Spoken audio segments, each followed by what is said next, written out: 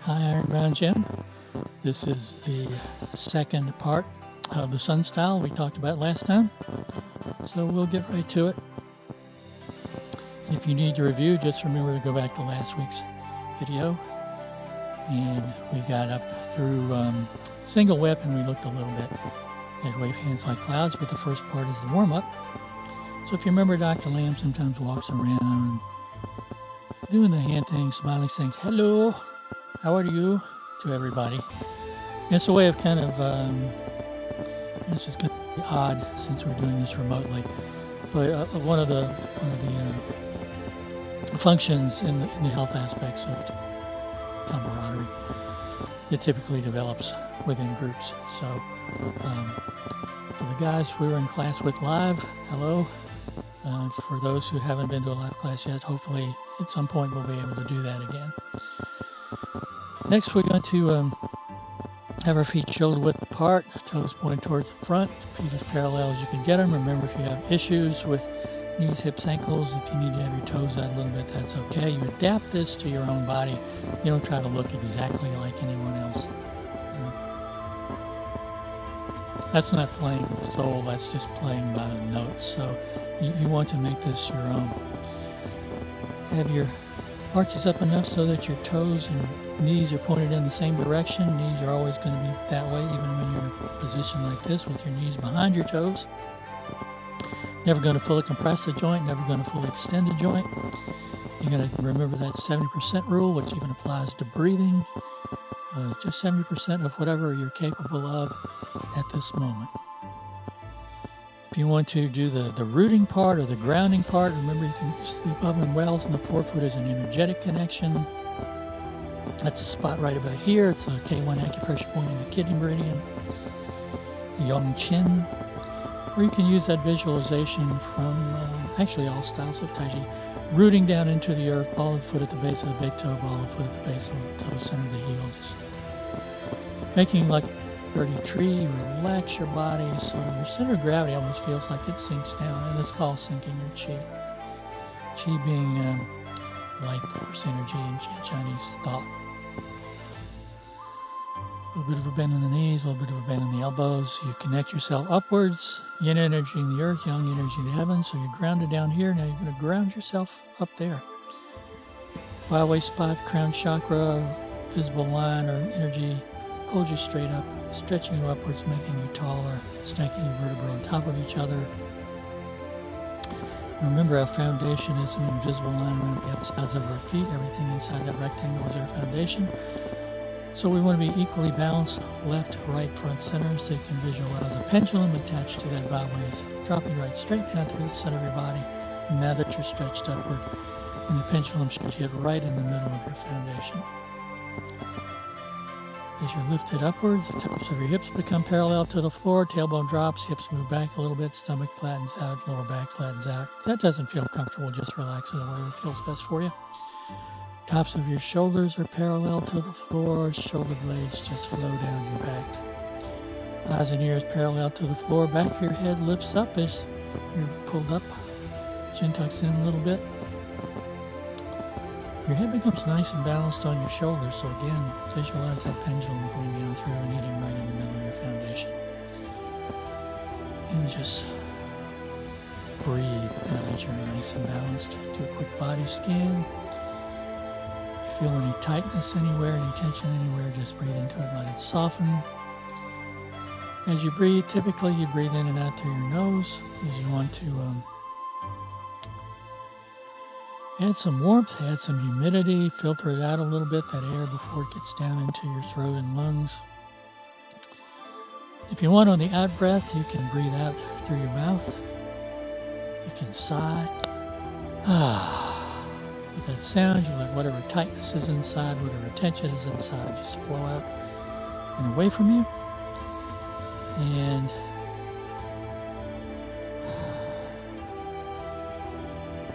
let that tension just dissipate. It's abdominal breathing, and we're doing, sometimes it's called Buddhist breathing. You breathe down, you pull the diaphragm down, you feel an expansion all the way around hip level.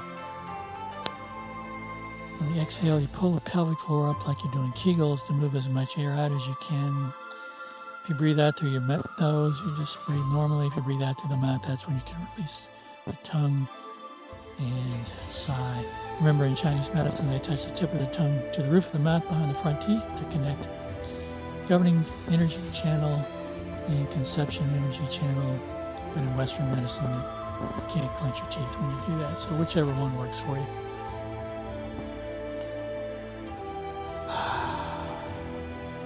Just breathe at your own pace for a few seconds. You want to make the exhale last a little bit longer than the inhale.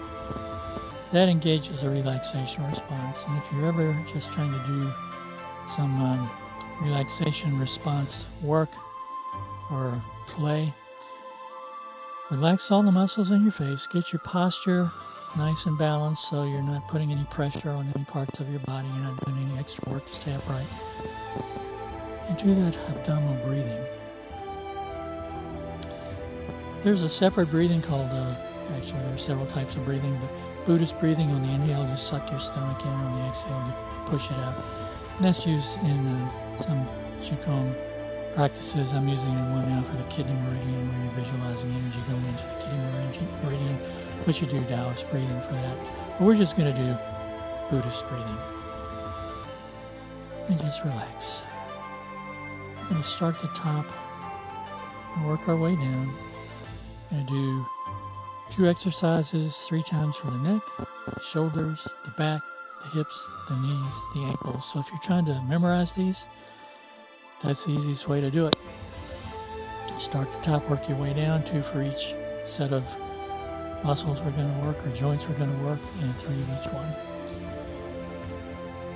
So the first is the neck. You let your arms float up with your palms facing to about shoulder high. Turn your hands palm towards your face. As you press in, it's like you're pushing your head back a little bit. You feel some movement in your neck as you drop the elbows, turn your hands, and press out.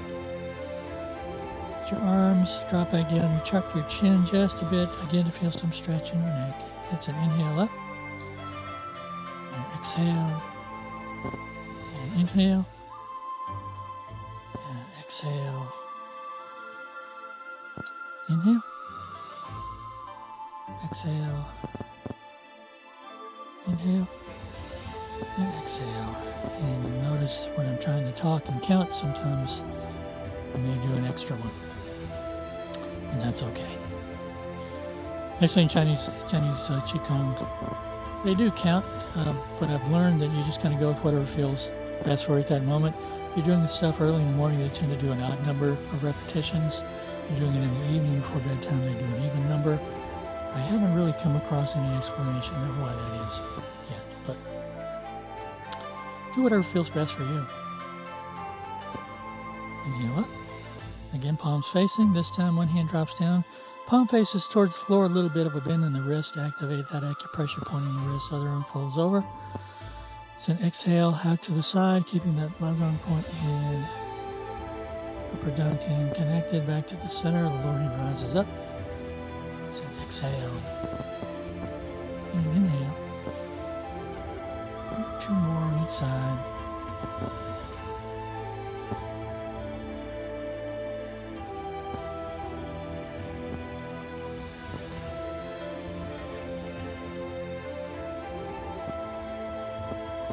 Let your arms come back down. And I know in the standard warm-up we do some extra for the neck, and just look back at some of the older videos and you'll be able to find those.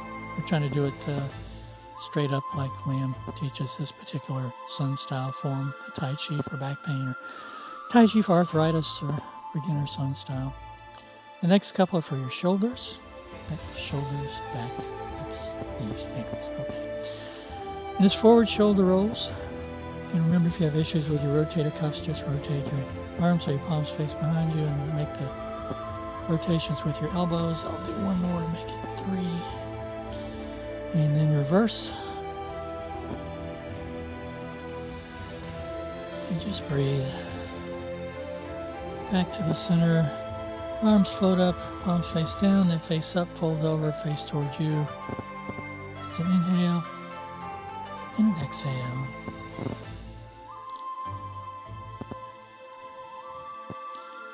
Holding the ball for your back. This comes from 8 pieces of brocade, and that one is actually used for massaging internal organs, which is a big part of Qigong, but for this it's used for your back.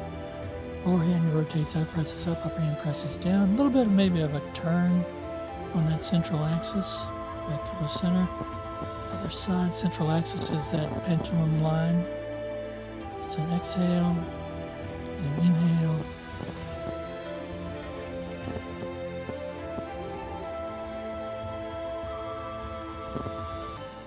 Back to the center. Second for the back is the rotational movement in the back. So you want to keep your knees nice and soft, and what you don't want to do is turn your entire body, moving your hips, because then if you don't soften your knees, you hurt your knees. But you want to focus on your back, and when you're doing this, you're not moving the muscles in your back. So just from the hips up, it's a turn like this. So I'm holding the ball, got this hand on top. I'm going to turn to that side till the hands line up with the hip. Turn the hands around, keeping the palms facing. And to the other side. And just synchronize your breathing so you're inhaling in one direction, exhaling in the other.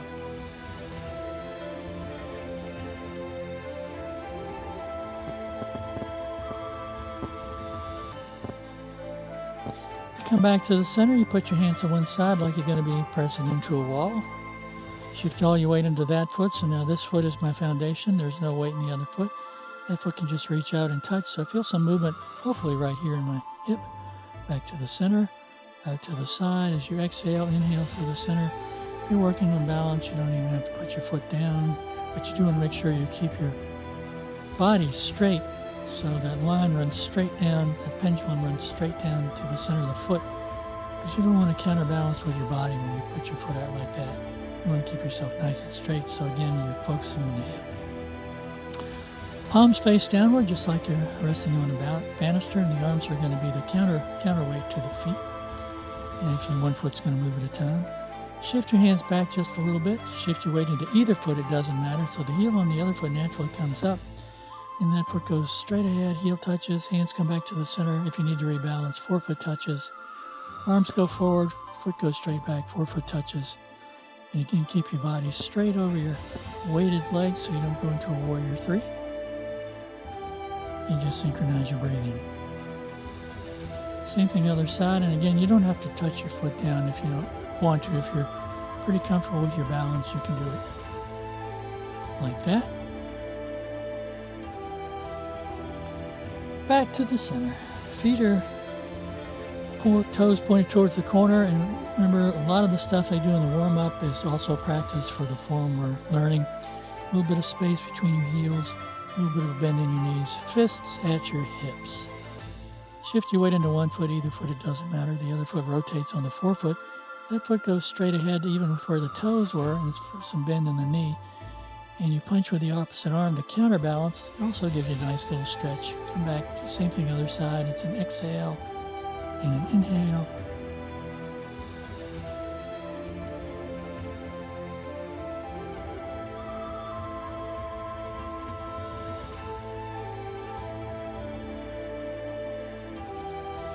And then the second for the knees, you're going to go into that forward bow stance. And remember, bow stance is back foot at 45 degrees, front foot at 90 degrees, space in between your feet. This makes it fairly easy to do that. You shift your weight into one foot, rotate on the forefoot of the other foot, step straight ahead with where your toes were. You've automatically got space between your heels. Shift your weight forward and punch with the opposite arm. You get a really nice stretch with this one. Remember, softness in your elbow. And back. It's an exhale. And an inhale.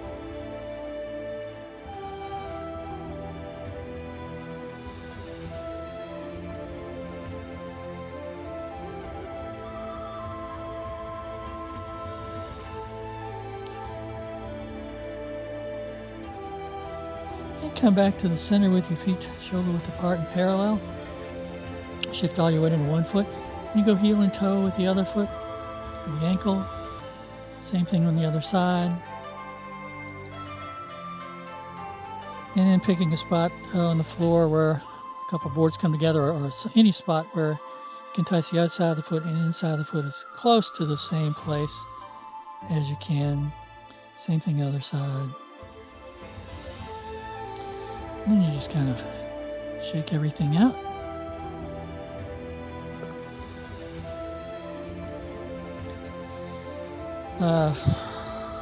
Really quick Qigong movement is just shaking your chi. So, and it's used a fair amount in some schools of Qigong.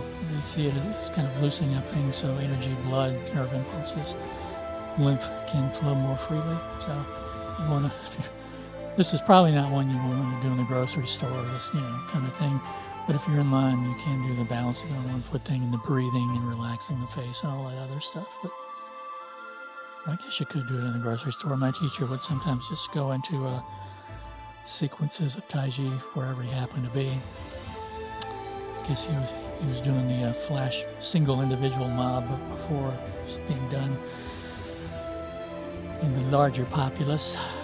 Okay, let's review the form that we're doing. Get your balance, your posture, your breathing, toes towards the corner, a little bit of space between your heels. And I'll mirror you. You're going to step off on your left foot. I'm going to step off on my right foot. Arms come up. This is the opening movement, commencement form. Hands come down. Weight goes into your right foot so your left foot can step up. Hands come up. Step up, come back. Open. Close into single whip, so you shift your weight, you step, and remember, if you have issues with your knees, you can just keep your toe forward. Traditional way is toes towards the corner, shift your weight, palms out, hands separate. And if you need to review that, it's in the video from last week. Up, down,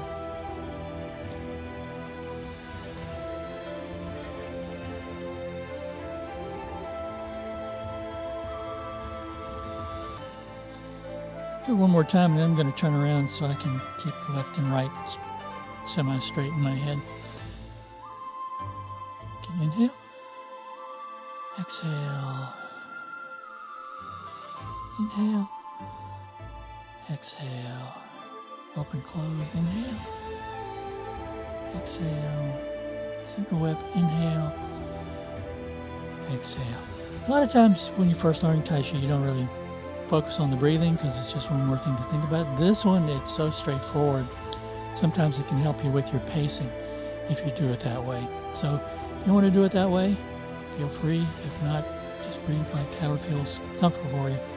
The important thing is to remember to breathe. I had a person in class one time who asked me to do the inhale, exhale on every single move. One of the purposes of this is to engage your relaxation response, and if you're so worried about getting the movement right that you forget to breathe. When you forget to breathe, your stress automatically goes up. So just remember to breathe. Don't worry. Just flow with it. Okay, this time I'm going to try to remember to do it the left first. Arms come up and down. Shift your weight right. Turn the left foot. Step up. Step up. Open. Close, you turn for single whip. And we looked at the hands last time. I'm going to do the feet first though.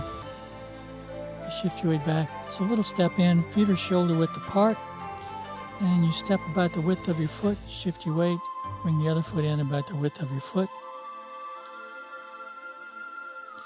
And it's 3 steps.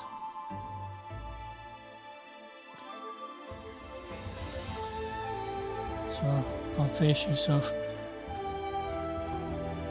it would be shift your weight back, bring that foot in, toes are pointed straight ahead, step, bring your foot in, foot comes completely off the floor.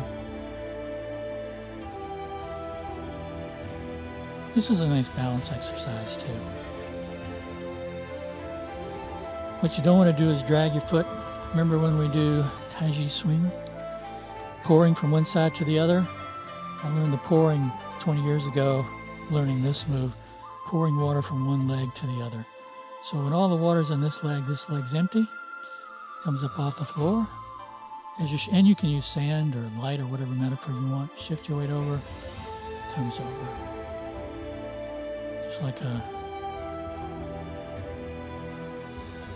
sand going from one side to the other in an hourglass. Turning it like that. So Let's see.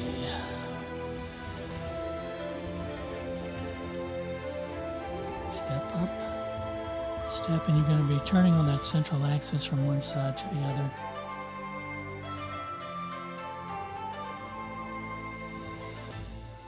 And you do it 3 times, you get back to the center. Remember we looked at the hands last time, so if you wind up like this at the end of single whip, you just focus on the hands.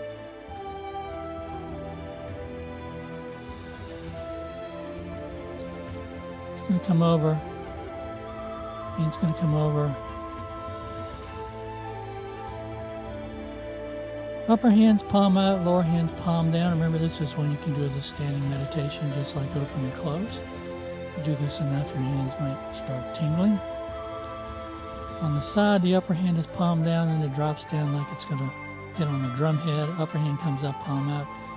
Because of the angle of the camera, it looks like I'm covering my eyes almost, but it's coming right, fingers right about chin level. What you're doing is you're looking to see what's coming at you. If it comes in, you just take it off to the side. Grab it, take it off to the side. We mentioned when you're in a bow and arrow stance, you have stability front, back, left, and right. Unless you have your feet lined up, then you don't have it left and right. That's why you always have that foot out. When your feet are parallel and shoulder width like this, you have stability in left and right, but not so much front and back. So think of a top spinning. Turning on that center axis from one side to the other. If something comes in, have it bounce off you like something that strikes a top, and it just takes it off to the side with really no effort at all. It's using the energy of whatever's coming in. It's one of the principles in Tai Chi. You use the other person's energy to direct them somewhere else without having to use your own. And we've talked how in Qigong there's massage. It's a big part of it, both like massaging your kidneys. But in this, we're doing something called silk reeling. Chin style, they do silk reeling with their hands too. But with this, you're turning on that center axis from one side to the other, massaging internal organs. And the purpose of that is to loosen up things in there, to let things flow through, get rid of whatever stagnant energy, whatever waste is in there, and get the circulation going. So that's another part of this. Silk reeling gets its name from the way the cocoon spins when you pull the silk off of it. The other thing it does is give you more torque, because energy is coming up from the earth, so energy comes up into this foot, travels up the leg using the biggest muscles in your body to push off, and you really see that in brush knee push. You come around, you direct that energy with the waist, and you express it with the hand, go back the other direction, same thing, energy comes up from that foot, using this muscle, directing that energy with the waist, expressing it with the fingers on that hand. So for a relatively simple move, it really shows a lot of all the principles of Tai Chi.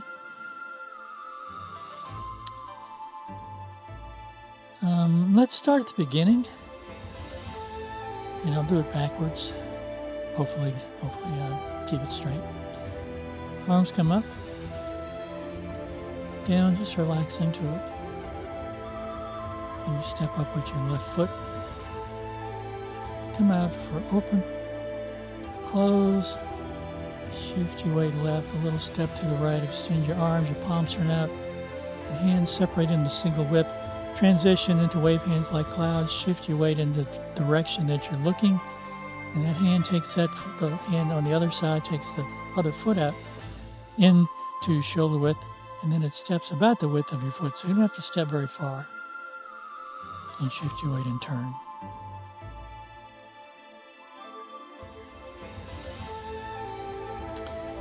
And you only do it 3 times, and you know it's 3 times when you get back to where you started. You come back into the middle for open and close. Let me do it facing towards you one more time, and then I'll face the other direction, because I want you to be able to see the hands and the feet. Shoulders nice and relaxed, toes towards the corner. Just relax and begin. Arms up. Down, elbows lead the way, fingertips trail, a little bit of a bend in the knees as the hands come towards you.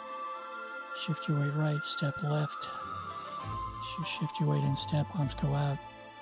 Open, close. Shift your weight left and step right. Look back to your left.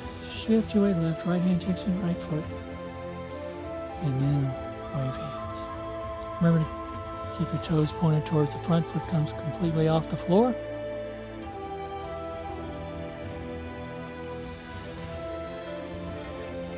Open, close. That's the first section of part 1. As far as the feet goes, kind of pretend you have little cat feet. I know in chin style there's the stomping part. This one, you don't do that. You can actually hurt yourself doing that. So the footwork in this one is like you're walking on rice paper and you're not making a sound. So I'm going to do it and hopefully remember to do the left foot first. Just get yourself nice and relaxed in the, this is actually called the Wu-Ji stance. Everything is equal, left, right, front, back. So there's no yin-yang yet. Tai Chi is the force that brings yin-yang into being. Begin. Arms come up. Down, shift your weight right. You step left. A little bit, doesn't have to be very far. Shift your weight, step up. Settle back down for open and close. Step towards the right corner. Extend your arms. Part that curtain, look towards the left. Shift your weight left. Right hand takes in the right foot. To about shoulder width, right hand palm down, left hand palm out. Step about the width of your foot. Wave hands like clouds. It's 1, 2, 3. Open, close. Let's do it one more time. And begin.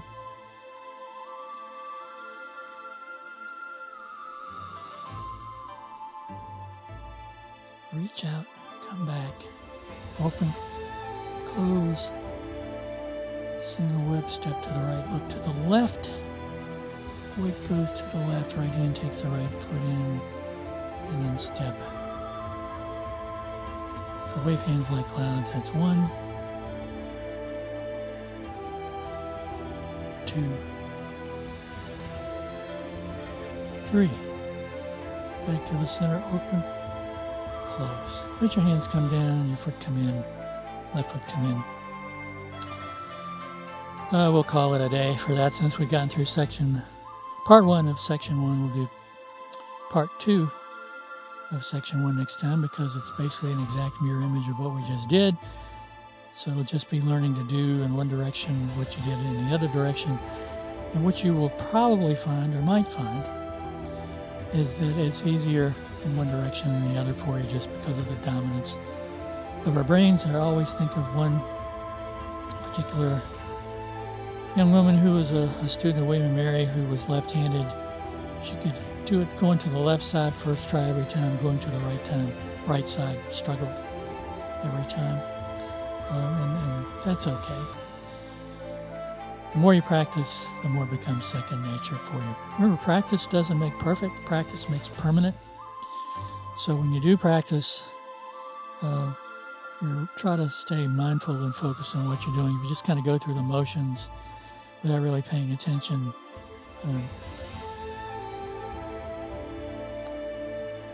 you could do better. I'll just put it that way. So, get everything nice and balanced, coming up on your toes, tense everything up as you inhale. Exhale. Let all attention flow out. Inhale. Exhale. One more. Loosen up your legs a little bit. Just drop your hand. You don't have to hit it hard. And again, use it as a balance exercise. You can just hold it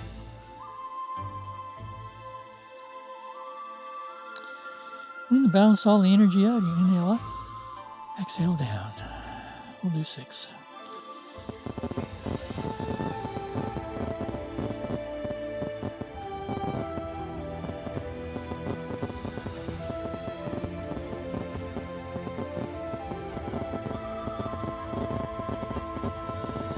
Thank you for joining me.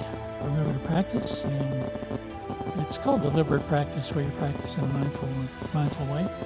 Stay safe, healthy, namaste, and well. And I will see you next time. Take care. Bye-bye.